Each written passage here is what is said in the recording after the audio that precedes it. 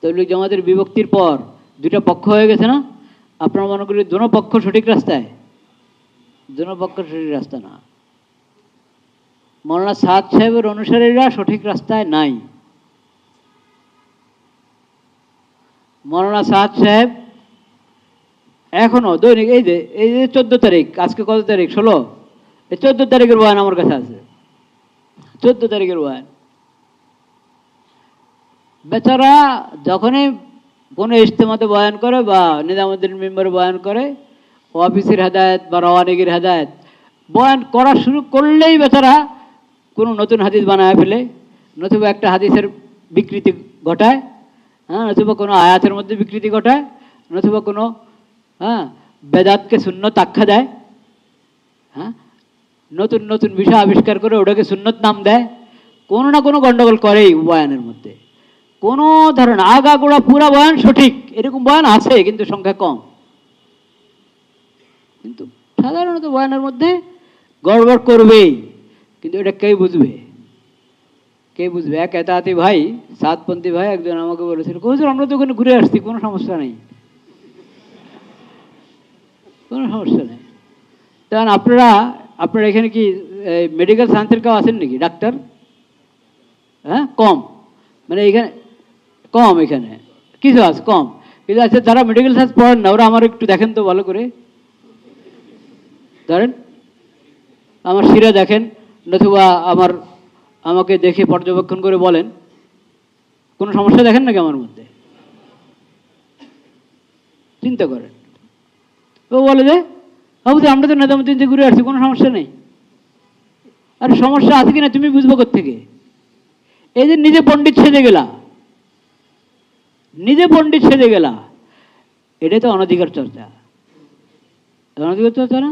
এটা তো একটা গলত কাজ, এটাই তো গলত কাজ, যেটা তুমি আলেমদের থেকে মশালা নেওয়া দরকার। তুমি নিজে বলছো যে আমরা তো দেখে এসেছি, কোনো সমস্যা নেই, মানে আপনারা ভুল বলছেন, আপনারা ভুল বলছেন। সুবহানাল্লাহ। সাতপন্থীদের এতাতিরা যে গলত রাস্তায়, ভুল রাস্তায়, এটা বুঝার জন্য অনেক গভীর এলেমের দরকার নাই। এটা এমনি বুঝেন, যারা টঙ্গিতে মুসল্লিদেরকে জবা করে, ওদের অধিকার আছে তবলিগ করার? কিসের তবলিগ করবে এরা? একরামুল মুসলিমের তবলিগ এটা? 6 নম্বরের মধ্যে একটা একরামুল মুসলিম আছে না? তুমি মানুষ জবা করছো, হাত ভাঙছো, পা ভাঙছো, মাথা ভাঙছো,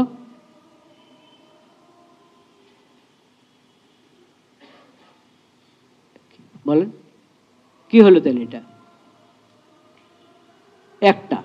এটা একটা উদাহরণ, এবং এটাকে এই ঘটনা একবার করলো না একাধিকবার করলো?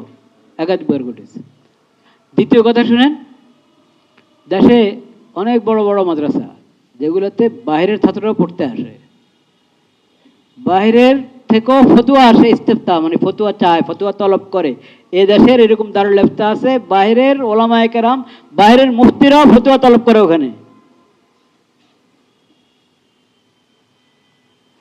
ওই ধরনের প্রতিষ্ঠানের চারপাশে তবলিগ জামাতের লোকেরা আছে না? বিভক্তির পরে ওখানে এতাতিরা আছে না, সাতপন্থীরা আছে না? তো ওরা কি করে? এরা এই প্রতিষ্ঠানগুলোকে, এই ফতুয়া বিভাগগুলোকে, এই বড় বড় মাদ্রাসাগুলোকে বুড়ি আঙ্গুল দেখায়। আপনারা বুঝেন না, আমরা বুঝি। আপনারা বুঝেন না, আমরা বুঝি। পুরো দেশের ওলামায়ে কেরাম একদিকে, ওনারা কি আরেকদিকে। মৌলানা সাদ এদেরকে কোনো সময় নসিহত করছে, আরে আমরা হিন্দুস্তানে আছি, তোমাদের দেশে দেখি সব আলেমরা কি একদিকে, তোমরা ওনাদের সঙ্গে থাকো, ওনাদের বিপক্ষে যাও না, খবরদার। বলেছে সাদ সাহেব? কেন বলে না? এটা বলা জরুরি ছিল কিনা সাদ সাহেবের?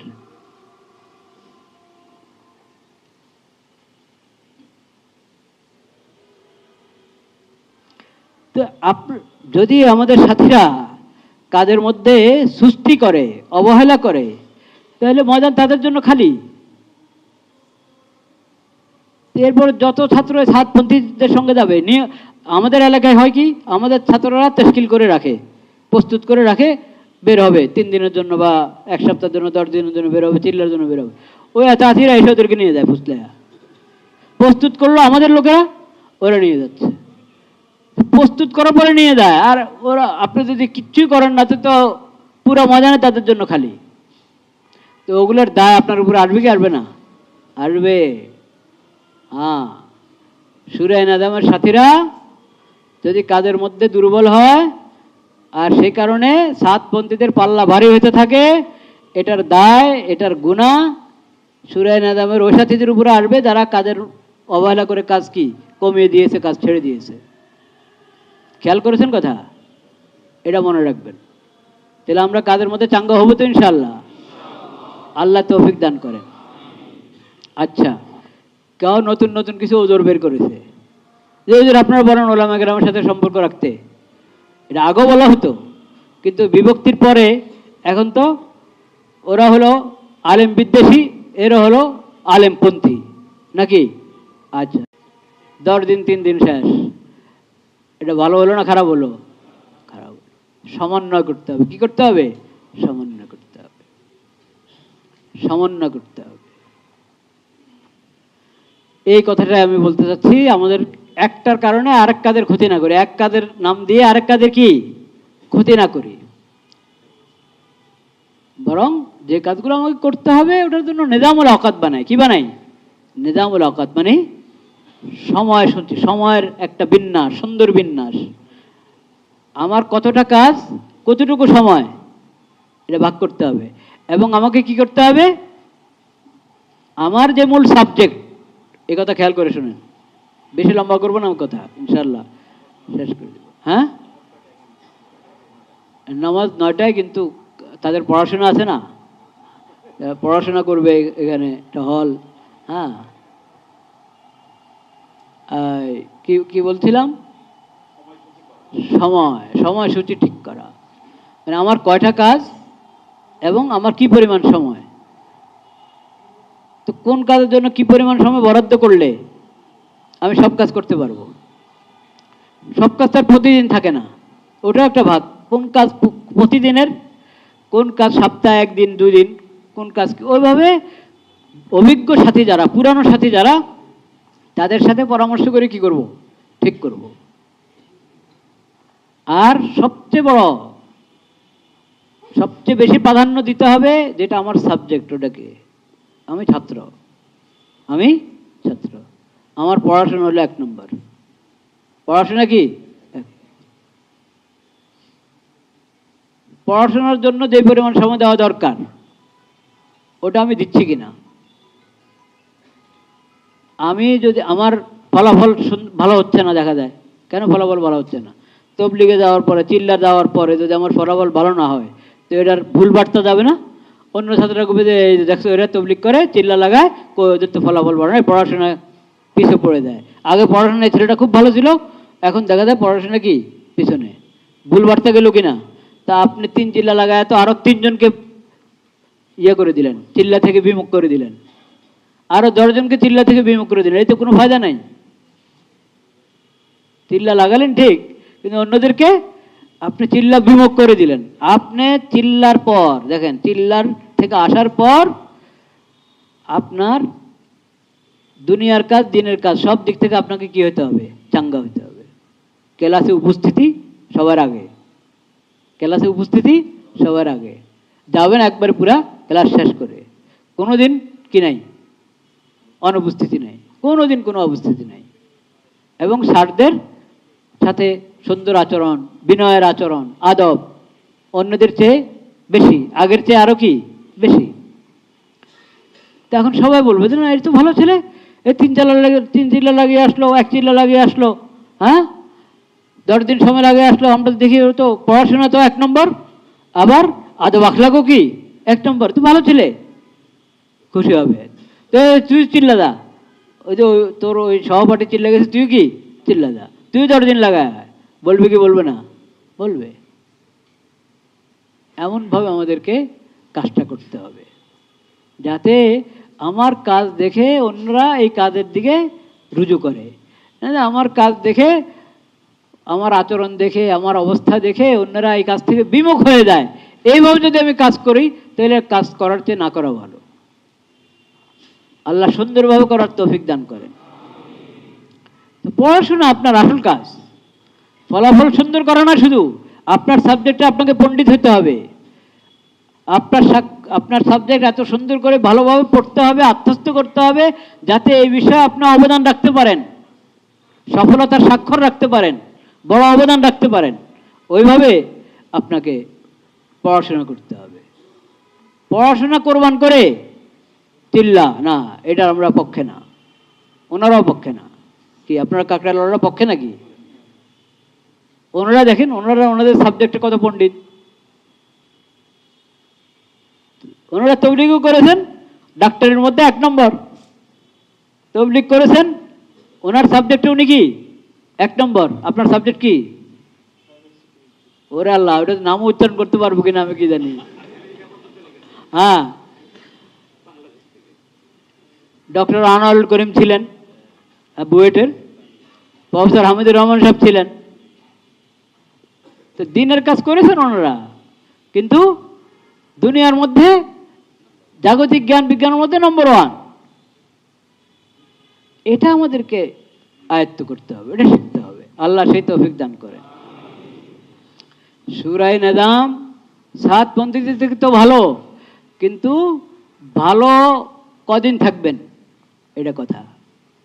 ভালো থাকতে হলে কি করতে হবে? ভালো থাকতে হলে যে মেহনতগুলোর কথা আমি বলছি, কাদের ব্যাপারে মেহনত, ইলম ও জিকিরের ব্যাপারে মেহনত। আর কোনো ধরনের কোনো বেউসুলি করা যাবে না। বেউসুলি অর্থ বুঝুন তো, উসুল পরিপন্থী, নিয়ম পরিপন্থী কোনো কাজ করা যাবে না। আপনি তবলিগের কাজ করেন, তবলিগের কাজের উসুল আছে, তবলিগের কাজের কি আছে? উসুল আছে। মশওয়ারা ছাড়া কেন কাজ করব আমি? আমি হালকা জিম্মাদার হওয়া মানে কি আমি আধিপত্য বিস্তার করব নাকি? কাকরাইলে আমি অর্থ খরচ করে তো সেখানে হুকুমত চালাবো? নাউজুবিল্লাহ, না না। এই তবলিগ জামাতের মুরব্বীদের নিয়ম ছিল, অর্থ দিবা পিছনে থাকবা, অর্থ দিবা পিছনে থাকবা, মিম্বরে তোমার জায়গা নেই। অর্থের বলে মিম্বর, অর্থের বলে মাইক, এটা তবলিগের উসুলে নাই, বিলকুল নাই। অর্থ দিয়ে তুমি তবলিগের শুরু করতে দাও, পিছনে থাকো। আল্লাহর জন্য অর্থ দিচ্ছ, আল্লাহর জন্য ইখলাসের সাথে অর্থ দিয়েছো, এই জন্য তোমার মেহনত মাফ না। অর্থ দিচ্ছ চিল্লা মাফ, এগুলো নাই। বা আমি মেহনত বেশি করছি কাজের মধ্যে, এখন আমাকে হালকার জিম্মাদার বানিয়ে দেওয়া হয়েছে, আমি জিম্মাদার মানে সবার উপরে আক্রমণ করতে থাকবো, খারাপ ব্যবহার করতে থাকবো, আমার মত আমি চালাতে থাকবো মুশওয়ারার বাইরে।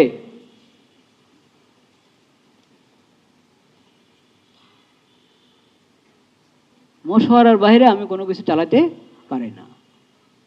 এবং মুশওয়ারা নিয়মতান্ত্রিক হইতে হবে। মৌলানা সাদ সাহেবের তো অনেক সমস্যা, অনেক গুমরাহির কথা, গুমরাহির কাজ তার মধ্যে আছে, সাথে সাথে এটাও একটা মুশওয়ারার প্রয়োজন মনে করে না। নাম কে অস্ত মুশওয়ারা, মুশওয়ারা ঠিকই বৈজ্ঞানিক মুশওয়ারা বড় হচ্ছে, কিন্তু বড় বড় যত পদক্ষেপ সব নিজের বাহাদুরি।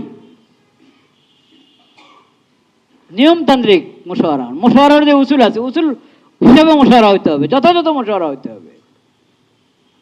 মুশওয়ারার বাইরে যাবেন না ভাইরা আমার, মুশওয়ারার বাইরে যাবেন না। এই কাজ ব্যক্তিকেন্দ্রিক না, এই কাজ ব্যক্তিকেন্দ্রিক না, এটা মনে রাখতে হবে। শেষ কথা, এরপরে ওই ডক্টর আব্দুর রহমান সাহেব স্যার, আমি তো ছাত্রদের সঙ্গে বলছি, স্যারদের জন্য আলাদা, আমি তো ছাত্রবাদের সঙ্গে বলছি। স্যাররা আছেন, কিন্তু স্যাররা তো স্যার।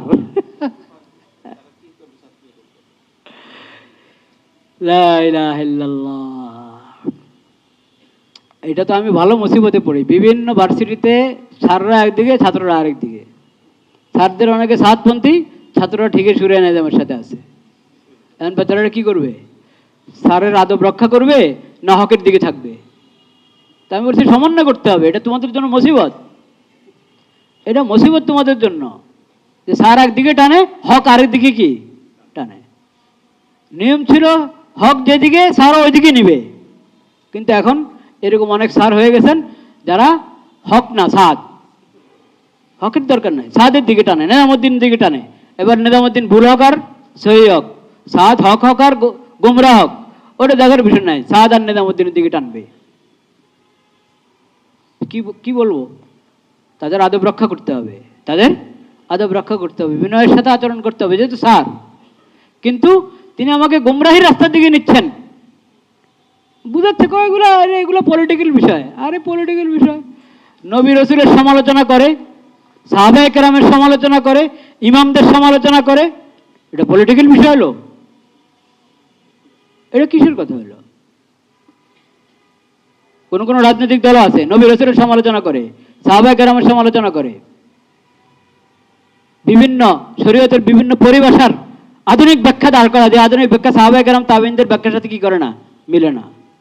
পলিটিক্যাল হলে জানো, এটা কি সিয়াসত, ওই পলিটিক্যালের জন্য সব মাফ হয়ে যাবে এগুলা? তা আমি বলি, স্যারদের আদব রক্ষা করতে হবে, তাদের সাথে বিনয়ের আচরণ করতে হবে। কিন্তু তাকে আপনি দ্বীনের বিষয়, এটা তো ওনার সাবজেক্ট না, উনি যে সাবজেক্ট পড়ান সেটা না ওনার সাবজেক্ট।